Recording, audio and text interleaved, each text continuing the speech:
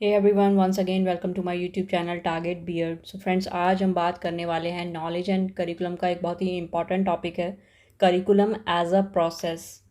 दो important topic है इसके अंदर आपके, करिकुलम एज अ प्रोसेस और करिकुलम एज अ प्रोडक्ट। दोनों को हम डिस्कस करेंगे। इंपॉर्टेंट टॉपिक्स हैं, ज़्यादातर एग्जाम्स में पूछे जाते हैं।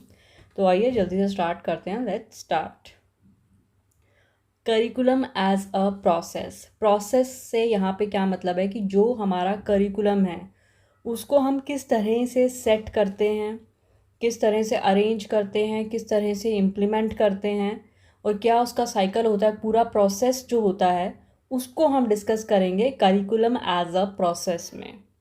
The curriculum process is a systematic and organised way in which what will be taught, who will be taught and how it will be taught, कौन पढ़ाएगा, क्या पढ़ाएगा, कैसे पढ़ाएगा, वो सारे जो एस्पेक्ट्स होते हैं वो इसके अंदर आते हैं। ठीक है।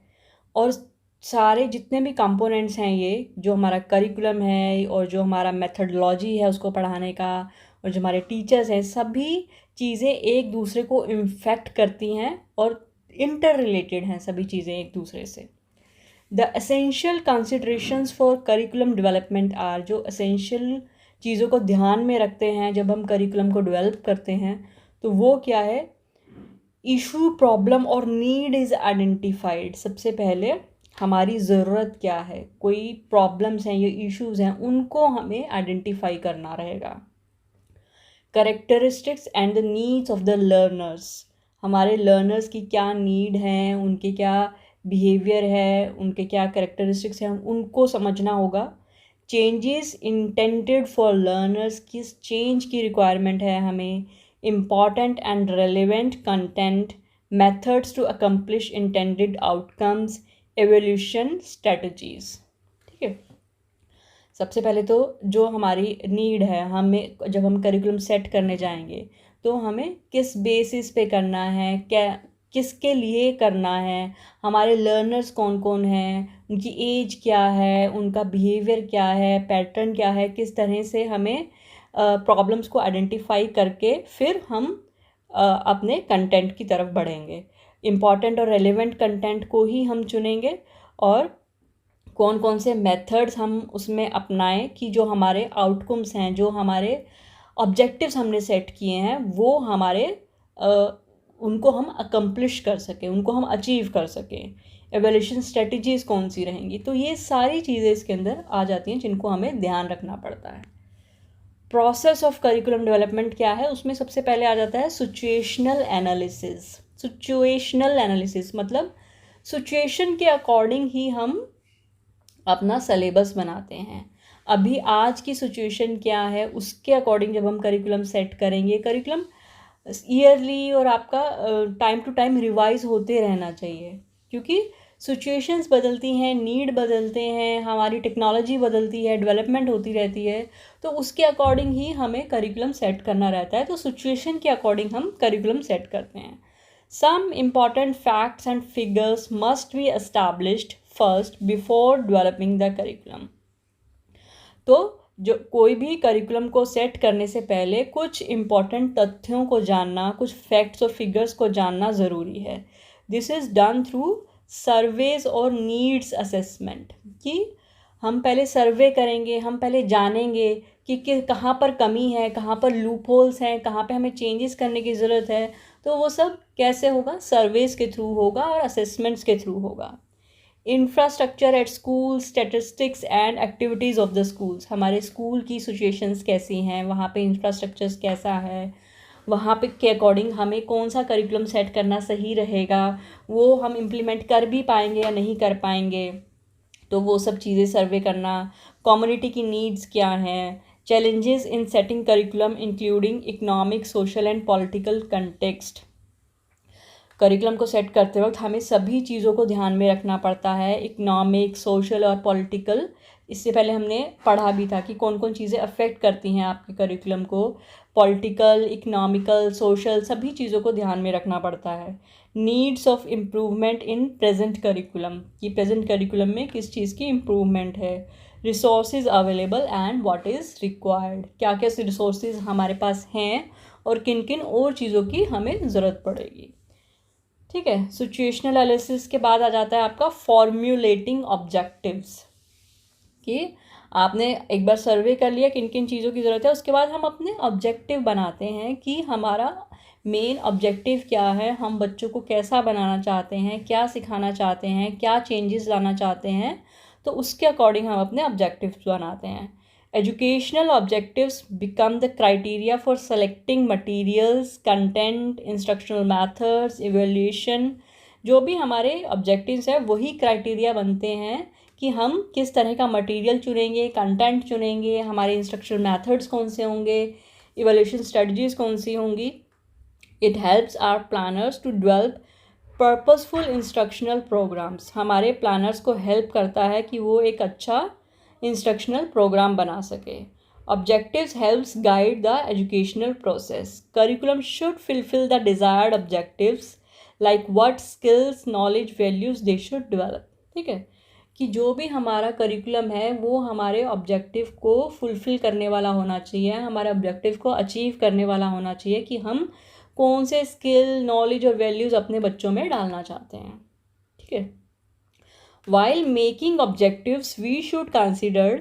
ऑब्जेक्टिव्स बनाने से पहले भी हमें इन चीज़ों का ध्यान रखना चाहिए कि हमारी सोसाइटी की नीड, वही चीज़ें हैं। आप करिकुलम जब सेट करेंगे, ऑब्जेक्टिव्स जब सेट करेंगे, तो इन सब चीज़ों को जानना ज़रूरी है, अपने आसपास की सोसाइटी का, अपने needs of teachers and the learners की, टीचर्स और लर्नर्स की क्या नीड है, किस तरह के टीचर होने चाहिए और किस तरह के बच्चों की रिक्वायरमेंट है, कहाँ पे हमें टीचर्स को चेंजेस करने की ज़रूरत है, कहाँ पे बच्चों को चेंज करने की ज़रूरत है। Educational philosophy of a country, हमारे कंट्री की क्या फ़िलॉसफी है, गवर्नमेंट की क्या पॉलिसीज़ हैं, टीचर फोर्स कितना कैसे अवेलेबल है, टारगेटेड पॉपुलेशन कौन सी है जिनको हम पढ़ाने वाले हैं, हमारे देश की वैल्यूज़ क्या हैं, किस तरह का डेवलपमेंट है हमारे देश में, इंटरनेशनल डेवलपमेंट्स कैसे हो रहे हैं। तो इन सब चीज़ों को देखने के बाद ही हम अपने ऑब्जेक्टिव्स बनाते हैं। Selection of experiences. अभी एक्सपीरियंसेस क्या है, जब हम बच्चों को पढ़ाते हैं तो किस तरह का एक्सपीरियंस उन्हें फ़ील होता है, किस तरह का एनवायरनमेंट हम उनको दे रहे हैं, किस तरह का लर्निंग एक्सपीरियंस हम उनको दे रहे हैं जिससे वो ज़्यादा से ज़्यादा नॉलेज को ग्रास्प कर सकें। To achieve the above objectives a environment should be created which gives maximum learning experience. Knowledge and skills should be related to real world. जो भी हम नॉलेज और स्किल्स दे रहे हैं वो प्रैक्टिकल होना चाहिए ताकि बच्चे अपनी रियल वर्ल्ड में उसको अप्लाई कर सकें। Learning experience should allow students to develop their thinking skills and rational powers. बच्चों को इस तरह से पढ़ाना चाहिए कि उनके थिंकिंग स्किल्स बढ़ें, वो उन चीज़ों को अप्लाई कर सके।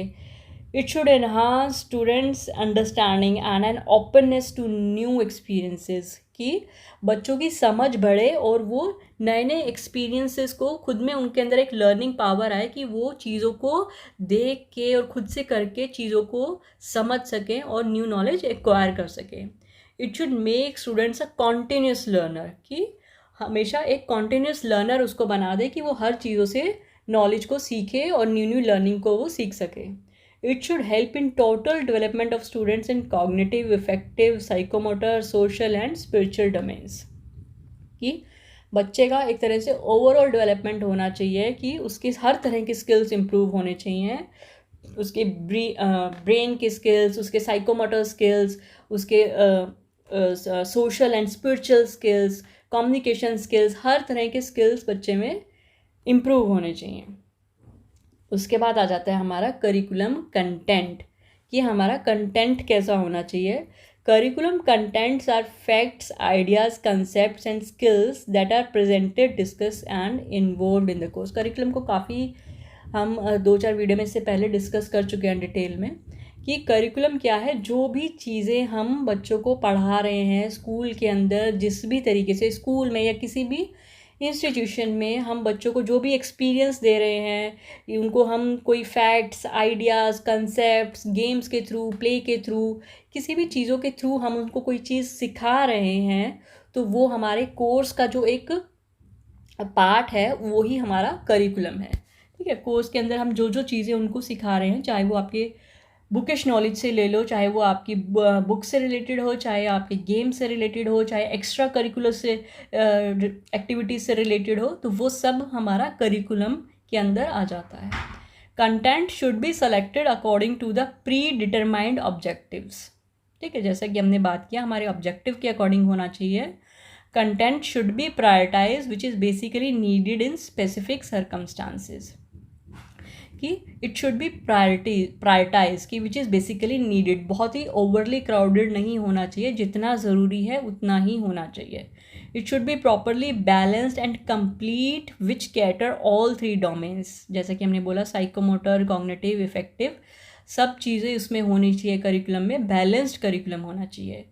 Sequence should be proper like simple to complex and spiralled, कि स्पायरल एक दूसरे से कनेक्टेड होना चाहिए, सिंपल टू कॉम्प्लेक्स की तरफ जाना चाहिए।